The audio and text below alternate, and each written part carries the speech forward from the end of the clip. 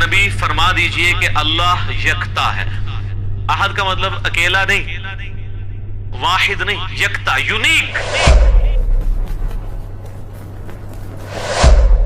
اس جیسا کوئی بھی نہیں. قل هو اللہ احد.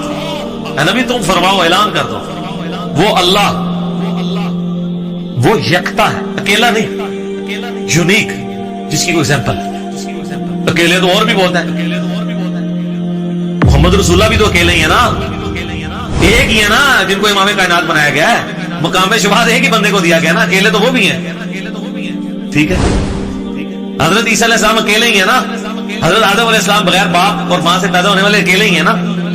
اکیلے تو بہت لوگ ہیں، لیکن یکتا، جس کی کوئی مثال نہیں بیان کر سکتا، یونیک، تو اللہ.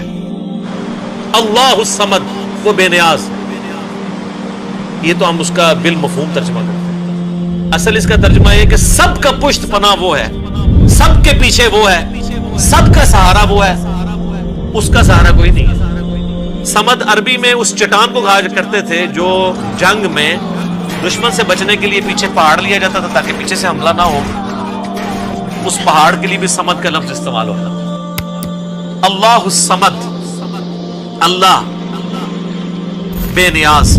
لم یلد ولم یولد، نہ اس نے کسی کو جنا اور نہ وہ کسی سے جنا گیا. یعنی اس کا بھی کوئی باپ نہیں ہے اور نہ وہ خود کسی کا باپ ہے.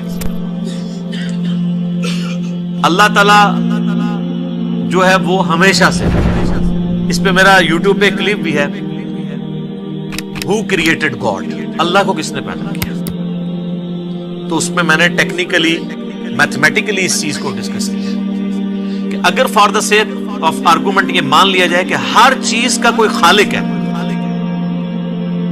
تو خدا کا بھی کوئی خالق ہوگا. حالانکہ یہ ڈیفینیشن غلط ہے. خالق کی ڈیفینیشن یہی ہے کہ جس کا کوئی خالق نہ ہو. اگر اس کا کوئی خالق ہوگا پھر خالق نہ ہوا وہ تو مخلوق ہوئی. اللہ مخلوق نہیں ہے، اللہ خالق ہے.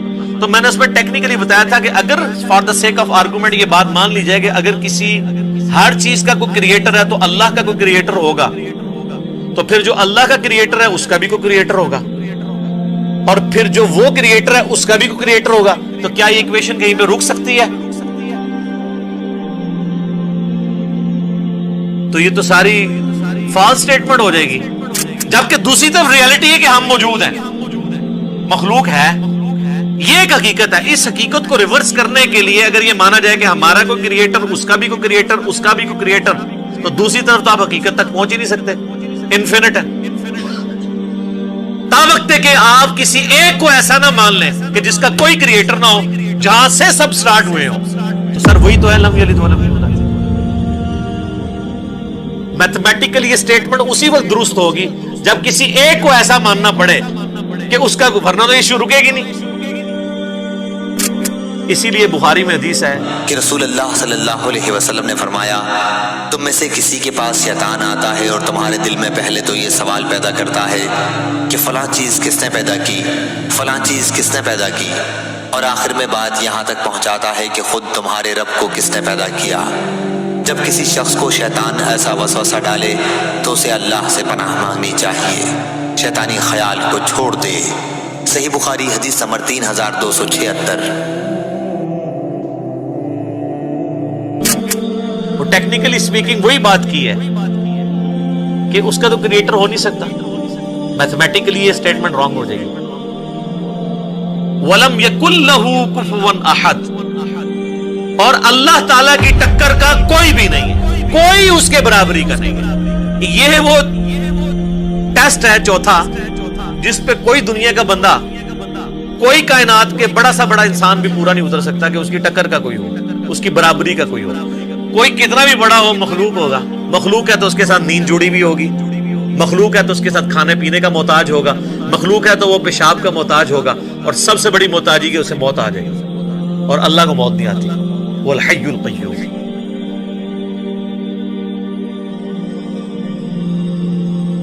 وہ خود سے زندہ ہے اور ہر چیز کو تھامنے والا ہے۔